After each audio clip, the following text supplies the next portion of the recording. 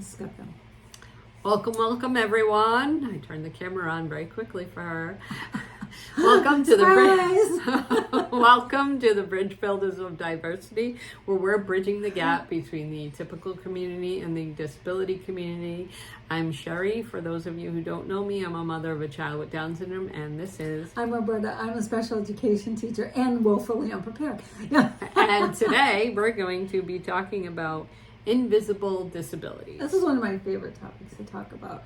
Not because I love that people have invisible disabilities, but I like shining a light on people's conception and conceptualizations of people who are different, and bring awareness to the fact that just because I look typical doesn't mean I am typical. I'm not sure if I'm typical or not. I don't have an official diagnosis, but I am a little peculiar. Sherry, however, has some official diagnoses. Can you tell us about them?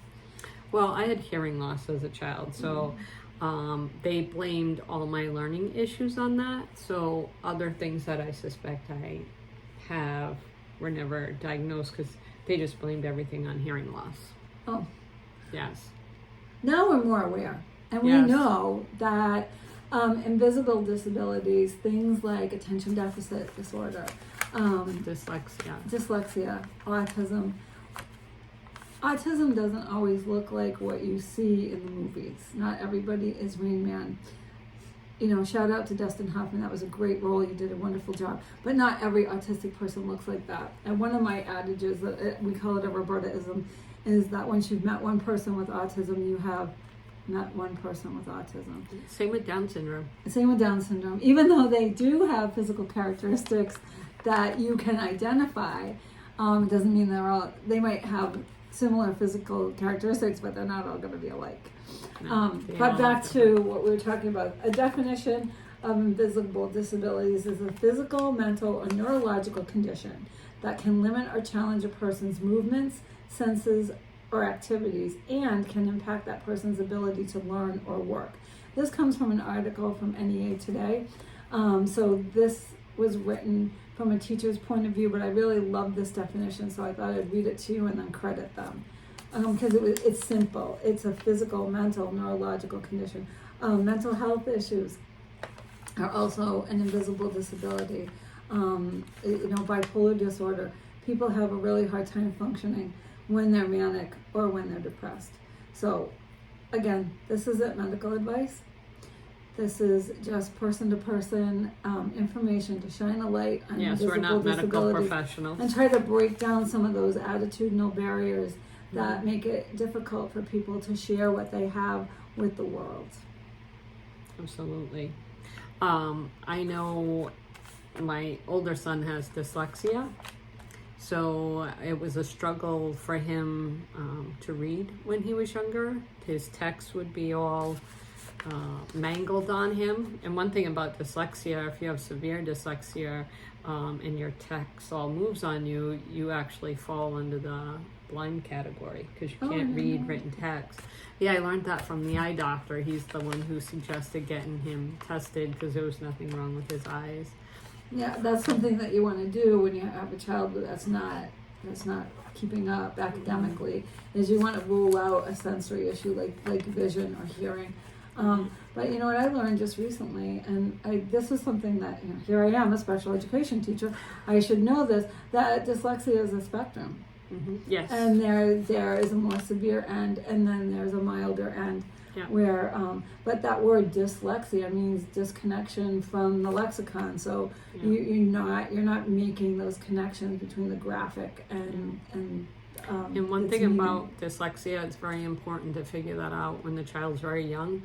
And a lot of schools will tell you, they'll get it by the end of first grade when I mark their red pen, their paper, and you're waiting and waiting. And the big light bulb that went off in my head was my son with Down syndrome, who was 3 years younger than his brother, could read written text, and he knew which video was which that were just written in black marker. Wow. And my older son was struggling to read. So, and my older nephew also has severe dyslexia, because dyslexia is neurological and it runs in families. Tends to. Yes. So that was my light bulb going on, and I went to the school, and of course, I kind of got You had some attitudinal barriers. Yeah, I got attitudinal barriers. I just wanted a diagnosis for my kid. No, I want help for him. So thankfully, I got him tested privately, which cost me a lot of money. But it also gave me the diagnosis of dyslexia, because schools can't give that because they're not medical professionals. You get a different diagnosis, which is similar, the phonetic awareness. Not necessarily. No? That happened to my nephew. This is very, very fluid. It's Yeah. very changing. Recently, it's actually very recently, but that's just the state that I teach in. Oh, It the may state not I'm be in. the same in every state. Is No. that Because my nephew couldn't get that. they call it learning disabled. Because my nephew only got the phonemic awareness diagnosis through the school, because they're not medical doctors. They can't give the dyslexic. Right. At least not in this state. Anyway. But that also makes it, can make a connection to autism, because schools can identify a child with autism. However, they can't, that won't count toward receiving services outside of school, that diagnosis. In order to receive services outside of school, your child needs to receive a medical diagnosis. And that's pretty much nationwide, because that's an insurance Thing. regulation as opposed to an educational regulation. So, but I digress. Back to invisible disabilities. Important to find out how your state operates. Yes. If you suspect that that you or your child may have an invisible disability, please contact a healthcare provider, a neurologist, or even your primary healthcare professional can either help you or send you to somebody that can help you.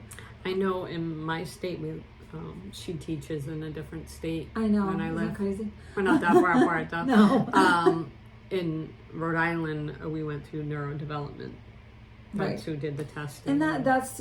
Yeah, which they're neurologists, in but it's Connecticut just... also, that's who you would want to see. But you can get a referral from your pediatrician.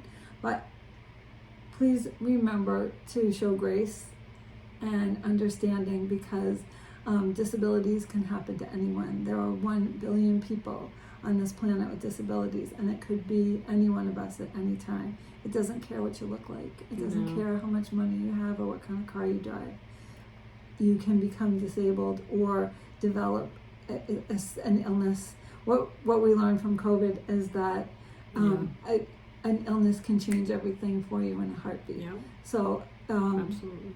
if you are a person with an invisible disability, we see you and we appreciate you, and we know that you have something to bring to the table. If you're somebody who doesn't understand invisible disabilities, show some grace, ask some questions. You'll be glad that you did. Don't forget to comment down below. Let us know your experience. We would love it. I love attention. Please comment.